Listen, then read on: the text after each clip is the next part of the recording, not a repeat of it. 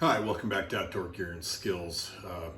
Yesterday I spent quite a bit of time making prepping for more charcloth with denim, and I'd done a video about this a few months back. I wanted to correct something in that here in just a minute, but I'd made charcloth with old cotton shirts or cotton sheets, things like that, and then my friend Jerry Medler told me that you could do it out of denim from old jeans. I had no idea you could do that with denim, and now that I did it before, I actually like it quite a bit more than using a sheet or a t-shirt, because it's more durable after you make the charcloth.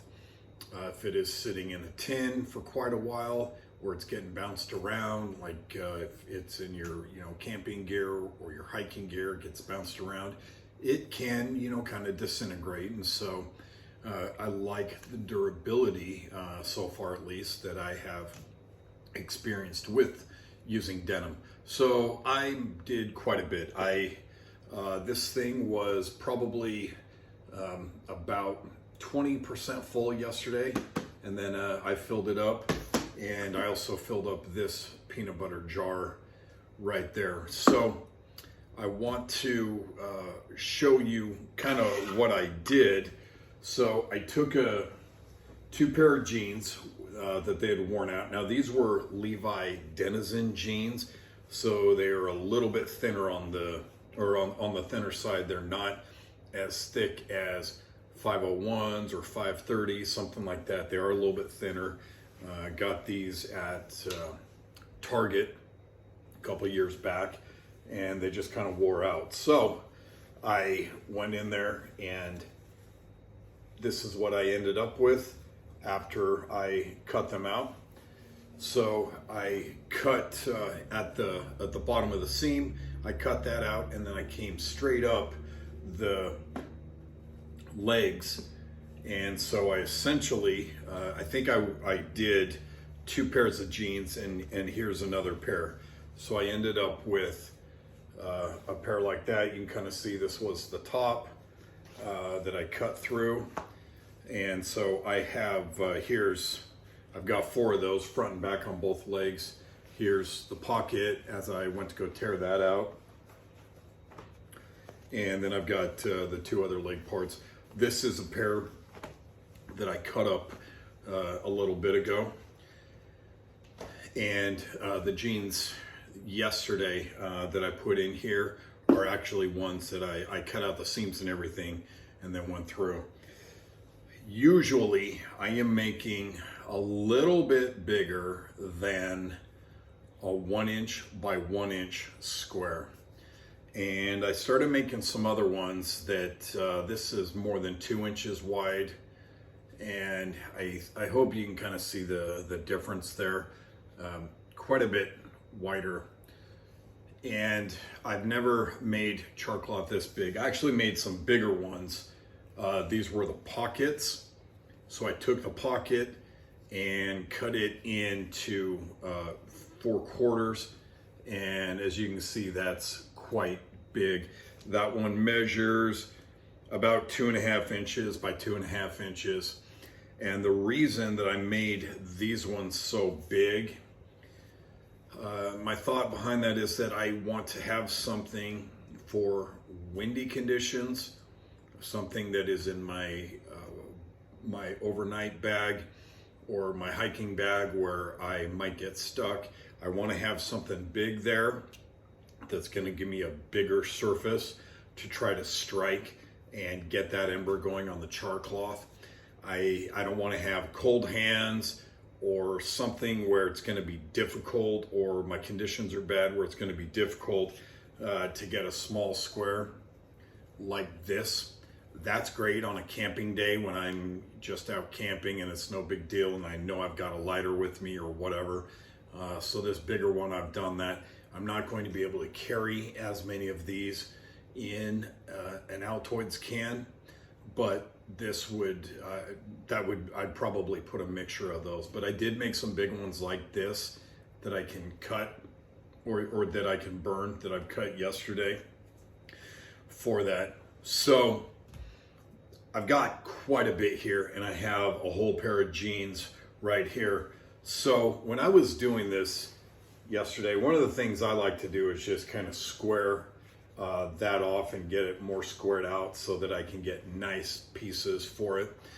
And the thing that I wanted to correct is when I jumped on the video, I talked about my rotary tool that I picked up on Amazon. It was working really well. It still is. It's very sharp, and so it's working really well. And for some dumb reason, I grabbed a 2x4 to put down and try to use as a guide. And what happened was this screw here that protrudes, you can see it right there, would not roll smoothly. I couldn't get it to line up right against there, and like a ding dong, I was not using a ruler. So I grabbed my wife's cutting mat again and the ruler. So one of the things I'm doing, and I'll do this right now, so because this is so long and it's hard to reach across, I'm just gonna start by taking the safety off of that and exposing that razor. What I'm going to do is just cut off the lower section here, somewhere around the knee. It really doesn't matter. I'm just trying to shorten up the top part. So I'm gonna run that right through, and you can see how fast that cuts. So I'm gonna kind of toss that aside a little bit. Now this is the size of the piece I have. So I'm going to go ahead and cut that piece off right there. Again, just to kind of square it up and give me something to mess with. Now I've got something, I don't know what that looks like. I don't know, is that Rhode Island something? I don't know. So I'm gonna cut that off. And I am gonna have a little bit of waste that, that's kind of what I had from yesterday. There's nothing wrong with that. I'm getting quite a bit out of here. So that piece right there, I'm going to take. And one of the most important things, just like with a chainsaw, a knife, anything like that, don't take your eyes off this blade. So these are very sharp. This will cut you straight to the bone. So I know it's etiquette, it's protocol, whatever, in videos to be looking at the video. I'm not gonna cut my fingers off here, so I'm gonna look down here occasionally, keep my fingers out of the way, and cut those. When I was sticking those in my containers yesterday, I was kind of stacking them. I just got to the point where I started throwing them in. I don't care. So again, watching my blade, taking my parts there.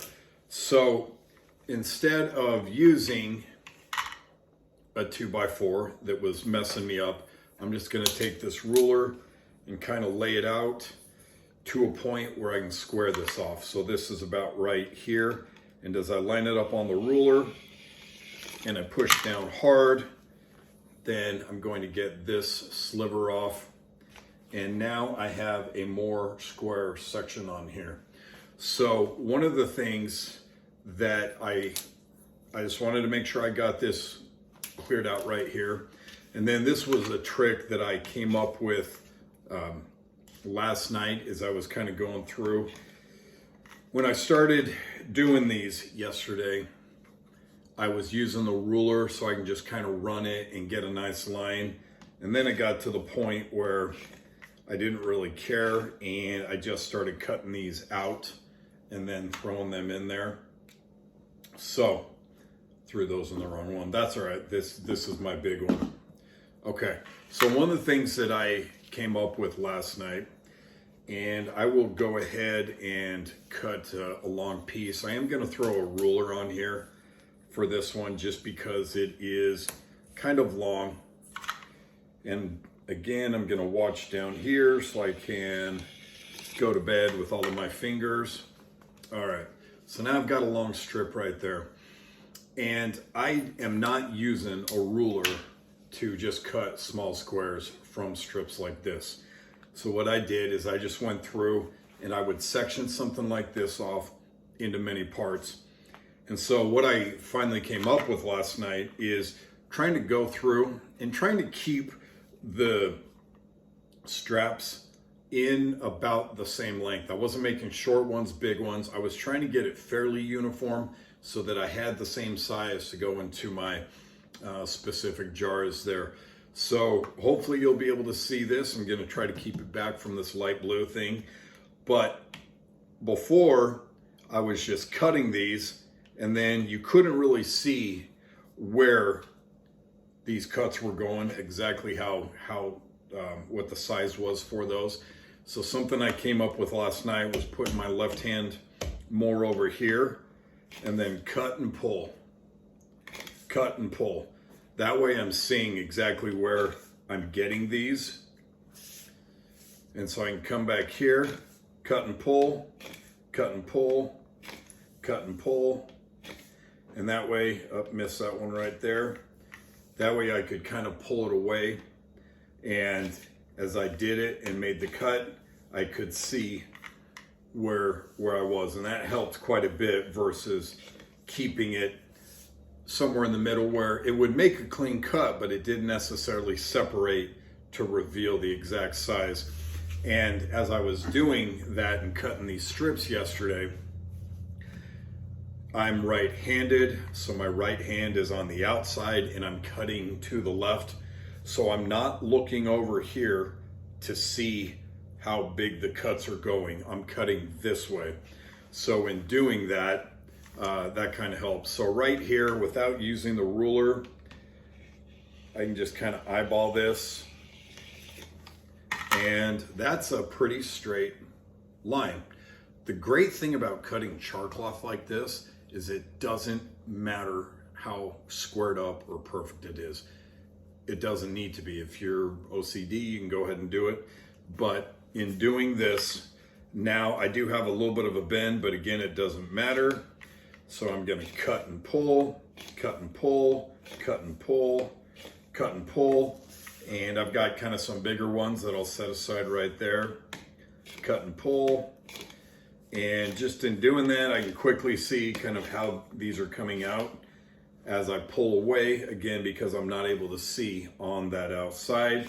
And then I'm gonna pay special attention there as I get to the end. And I got a little bit of bigger ones, so those are gonna go in that drawer. I have now the remainder of this and 3 other sections, you know, counting the front and back as 1 and 2 of each leg. So I've got 4 panels there. So this gives me still about 3.5 panels left to cut. So that is the amount of charcloth that I've got there. I don't need all this charcloth. I'm not going to burn all of this at once. I will go ahead and burn some of this soon and get it prepped so that I have more charcloth in my hiking, hunting, mountain bike bags, everything, just so I've got that in my camping gear, all of that. It's a fun thing to do. It's something that I didn't know how to do this growing up. I never learned how to do charcloth in the Boy Scouts, even though I'm an Eagle Scout. And so this is something that is kind of just fun to do that my buddy Marty taught me how to do a little while ago.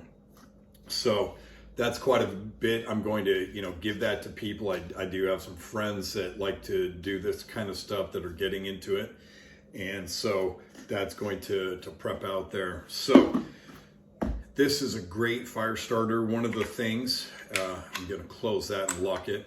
One of the things that I love about charcloth is that it does really well in wind. And so that can be a great thing. When I lived in Utah and I would be up in the mountains, I was hiking Mount Timpanogos, something like that. It can be really windy up there. Charcloth is a great thing where all you have to do is get a spark on there and the wind actually helps drive that into the other dry timber that you've prepared. It's just kind of one of those old school pioneer type frontier skills that a lot of people don't know how to do anymore. And so I just want to show you kind of what I'm doing and how that worked out. As always, I'd love to hear your comments. Do you use something else for making charcloth? Do you find something else is better? I like a lot of different things, but this is one I was kind of focused on just to get these ripped jeans off the floor. So my wife will be happy when she gets home later tonight. Kind of take care of that. And it was just a fun thing to do. So as always, thanks for watching Outdoor Gear and Skills, and we'll see you out there.